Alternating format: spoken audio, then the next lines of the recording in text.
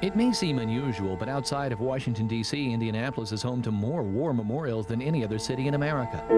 They stand in memory of those who gave their lives and for those who remember. This is where I got my Purple Heart. 1st Marine Division, Okinawa. John Flack remembers. These guys paid their dues, fought and took care of each other. Well, Dad, you've had a long, illustrious career.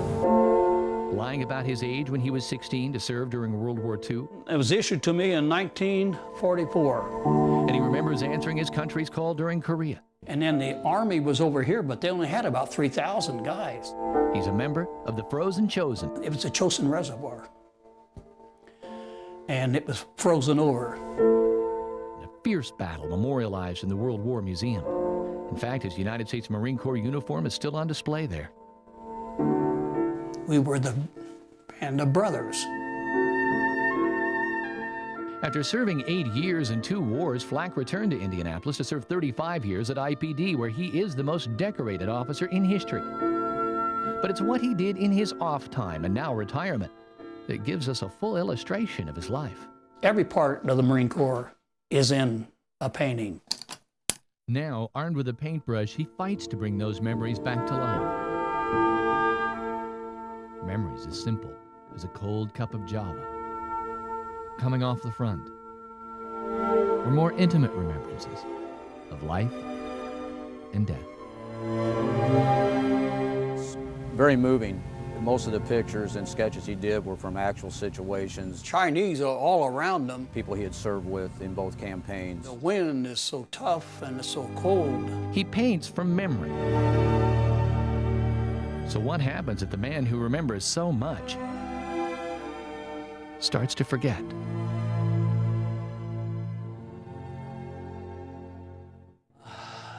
I can feel it. We started noticing it about 1.5 years ago.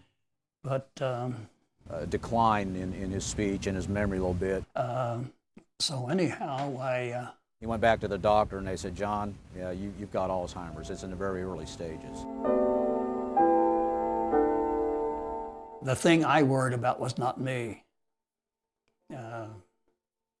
First, you live for your family, you live for your country, you live for the girls you're going to marry, and right on up. Because the most important person in the world is certainly not me. So now John Flack is busily working, painting a path that he can follow because he knows the way.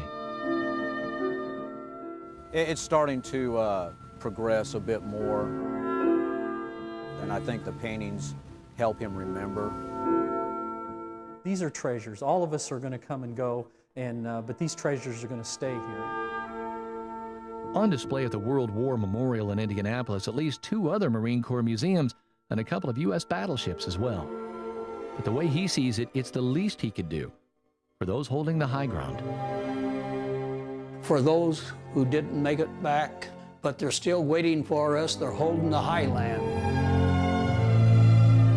All these memorials are for those who gave their lives. And you always wonder why your buddy got killed and I didn't. And for those who remember. Well, you've given me quite a legacy to look up to. For as long as they remember. So how much longer do you think you're going to be able to continue to paint? I'll tell you when I can. And beyond.